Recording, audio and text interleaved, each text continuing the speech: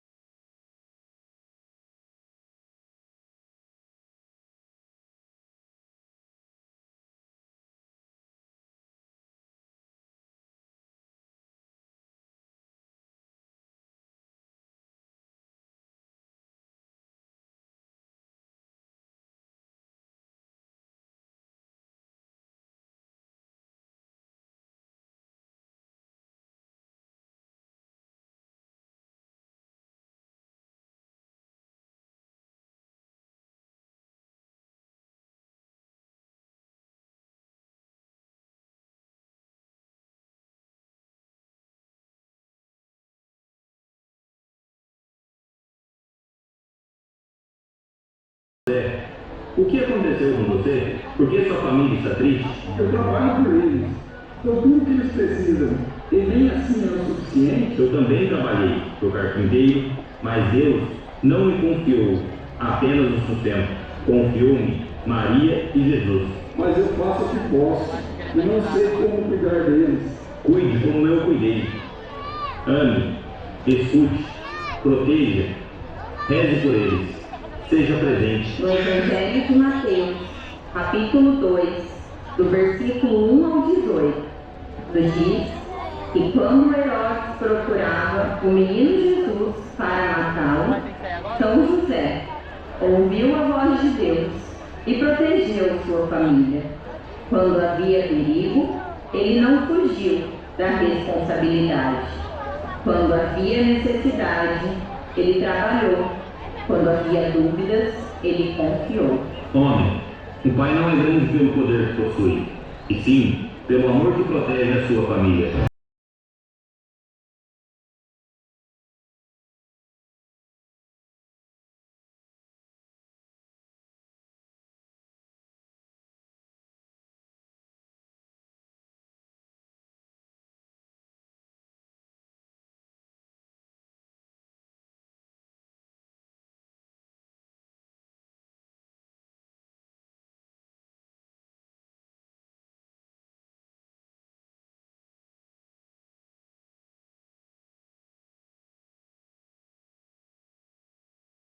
Pelas vezes que estive presente, apenas de corpo.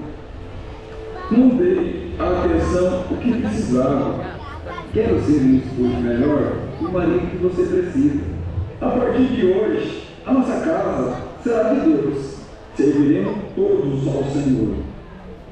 Antes eu achava que bastava colocar comida na mesa.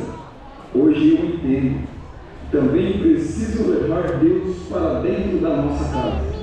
Senhor, faz de mim um pai, segundo o coração de São José. O mundo precisa de homens fortes, mas não fortes pela força dos braços. Fortes como São José, silenciosos, trabalhadores, presentes, fiéis e capazes de dar a vida por sua família. Porque quando um pai se ajoelha para rezar, uma família inteira permanece de pé.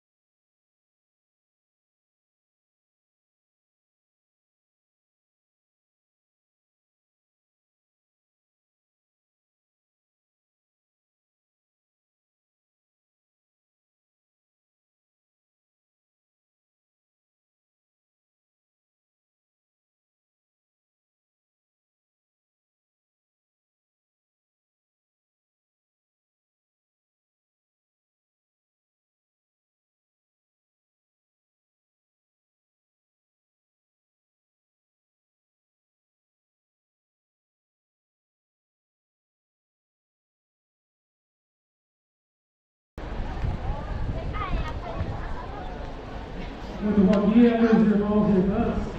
Que alegria poder estar aqui com vocês nesta manhã, neste dia, onde todos nós, sem exceção, viemos ou para pedir ou para agradecer uma graça recebida. Eu sou o diácono João Cornélio, sou da paróquia Santo Antônio de Pádua, da cidade de Flórida. Em nossa vida agitada, meus irmãos, nós quase que sempre falamos, pensamos e pedimos a Maria Santíssima os seus variados títulos de Nossa Senhora. Seja Nossa Senhora das Graças, Nossa Senhora de Lourdes, Nossa Senhora Aparecida e tantas outras. A apresentação que nos traz aqui, meus irmãos, uma família onde já no início percebemos uma mãe dialogando com seu esposo ao chegar do trabalho. Ela diz ao esposo que a filha ficou esperando para que o mesmo ajudasse com as tarefas de escola e depois brincarem um pouco, se descontraírem. O pai de imediato diz à esposa que está cansado e que deixasse para depois. Em seguida, a filha também pede a atenção do pai. Ele diz que agora não. O pai, muito preocupado, talvez como a maioria de nós homens aqui presentes, preocupado em oferecer um determinado conforto para a família, não conseguia enxergar que ali, para aquela família, talvez faltasse amor, talvez faltasse presença. A esposa, muito atenta e sentindo a família carente, pede a intercessão de São José pela família e pelo esposo. Vivemos em tempos, meus irmãos, em que os lares enfrentam desafios, sejam eles emocionais, espirituais e até mesmo relacionais, assim como nós acabamos de presenciar. E a Bíblia apresenta o homem como provedor do seu lar, como responsável por guiar a sua casa com amor, com fé e com sabedoria.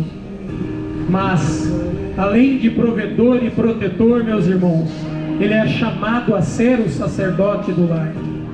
E esta apresentação nos ajuda a analisar, a fazer um parâmetro de como estamos vivendo, de que forma todos nós, homens, estamos exercendo a função de pai.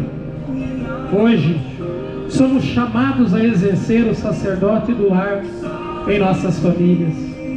Temos o dever de conduzir a nossa casa, de conduzir a nossa família ao relacionamento com Deus. O papel do homem é ser base de toda liderança espiritual e oração em sua família. Devemos orar, devemos proteger. É o nosso dever enquanto homem. Lutar por nossas esposas, por nossos filhos, pelas necessidades da nossa casa, pelas decisões de nossa casa. Mas, meus irmãos, devemos verdadeiramente abraçar a nossa responsabilidade de chefe de família, responsabilidade de homem. Devemos ser o sacerdote do lar. E ser sacerdote do lar, meus irmãos, não é um fardo, é um privilégio. A sua família somente é transformada quando você se coloca todos os dias diante de Deus como intercessor, exemplo e líder espiritual. E para sermos pai e cabeça de família, meus irmãos, devemos assumir uma forma específica de amor. Não devemos apenas prover financeiramente a família, mas sim assumir o papel de guardião, de líder espiritual dentro do lar.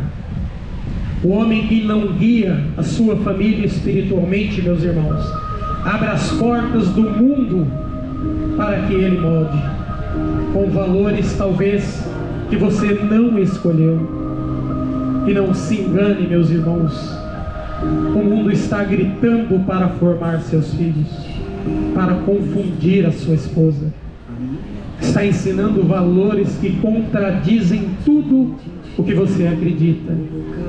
Mas o pior de tudo, meus irmãos, é que se você se calar, Ele vai educar por vocês. Não basta prover o pão, é preciso prover direção espiritual. Muitos de nós trocamos a função de pai, a função de amigo, pelo silêncio. Achamos que espiritualidade é coisa de mulher, é coisa de esposa. Não é, meus irmãos, não é. Mas enquanto pensamos assim, o inimigo ensina os nossos filhos a rejeitarem tudo que é santo. Portanto, somos chamados, meus irmãos, para ser a voz que guia, a voz que ora, a voz que confronta sim, mas com amor, a voz que abençoa com firmeza, a voz que declara: aqui em casa, a minha família, serviremos ao Senhor. Não terceirize, meus irmãos, a liderança espiritual de sua família. Não entregue nas mãos da internet, dos influenciadores, ou até mesmo da igreja, meus irmãos, das escolas, aquilo que é responsabilidade sua principal. Um lar onde o homem se cala espiritualmente será moldado por vozes erradas. Um lar onde o homem é presente, se posiciona espiritualmente, se torna uma fortaleza que o inferno não pode abalar. Você não precisa ser santo para servir a Deus, mas saiba que é servindo Ele que você pode buscar a santidade. Finalizo dizendo, meus irmãos, principalmente a vocês que são homens aqui presentes, na correria louca em que vivemos, quantos de nós, meus irmãos, estamos perdendo a nossa vida e não estamos percebendo? A gente reclama de tudo. Por vezes reclamamos de brinquedos esparramados pela sala, reclamamos de manchas nos dedos e rabisco nas paredes, nos vidros, nos sofás. Reclamamos quando os nossos filhos nos pedem atenção. Meus irmãos, a vida é um sopro. Ela não avisa quando vai chegar o seu fim. Não nos prepara para o que ou quem vamos perder. E este é um dos motivos pelos quais precisamos amar, precisamos valorizar todos os dias aqueles que nos rodeiam em presença e atitude.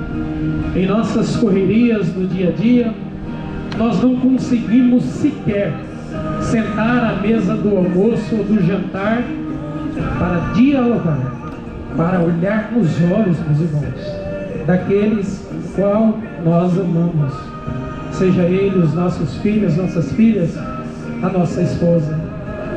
E quando isso acontece, meus irmãos, quase sempre é para falar em catástrofes, para falar em calamidades.